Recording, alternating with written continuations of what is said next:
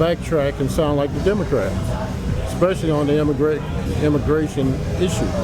But it's not only on the immigration issue, it's the law and order issue.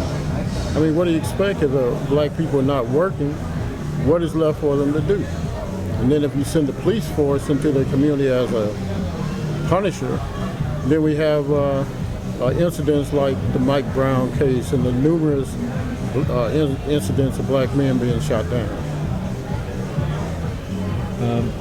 Shirley spoke a little while ago about saying that the urban interest is not necessarily a black interest, that it's very mixed. But what would you say that the black interest in this election would be for your community?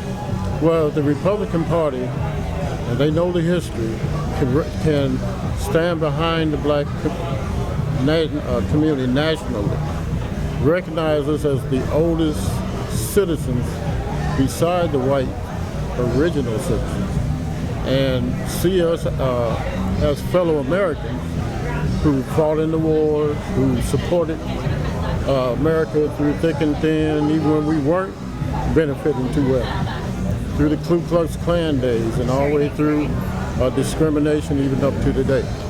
If they will somehow recognize, and we call ourselves now the chattel slaves, or the descendants of chattel slaves, to different ourselves from people you could call Obama African American.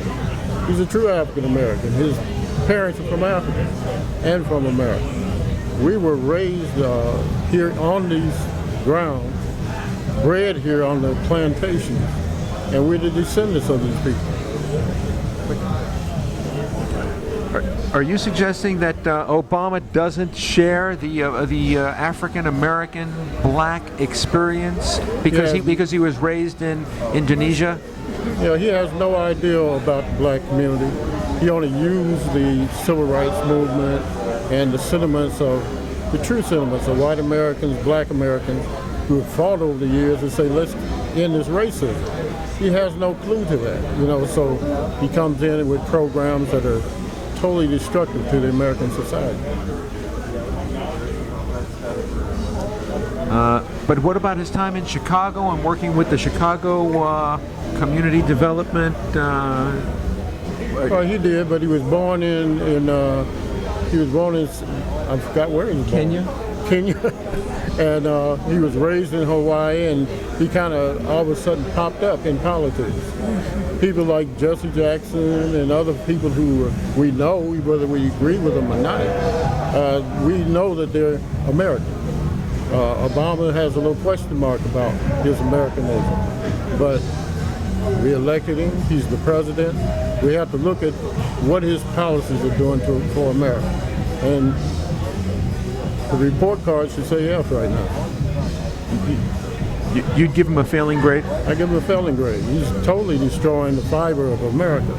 He wants to make it sound like we bring in a new America.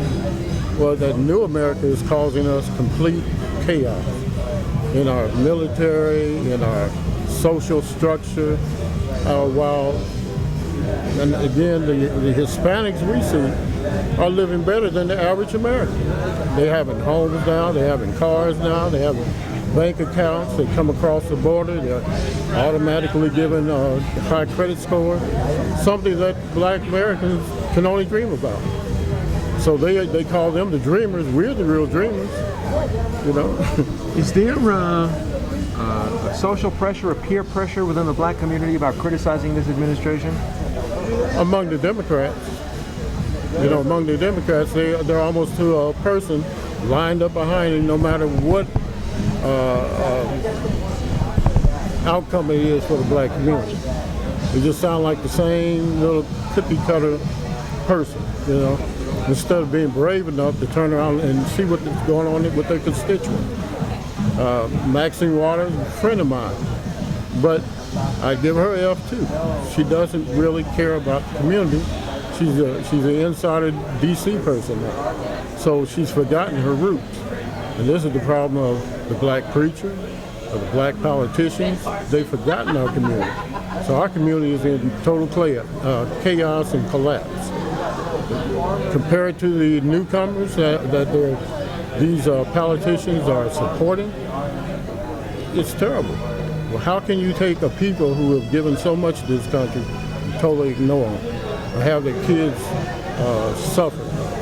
You know, they're not being educated. It's hard for them to go into college because the parents are not working. They don't have money. They're losing their housing. I mean, it's terrible. It's really terrible for the black community. Is this a congressional level issue? It's nationwide, and it's happening too much in the big cities, the urban cities. But it affects all of us, you know, whether it's professional, whether it's a person in the ghetto. We're suffering the same. You know, a professional doctor as myself depends on my community.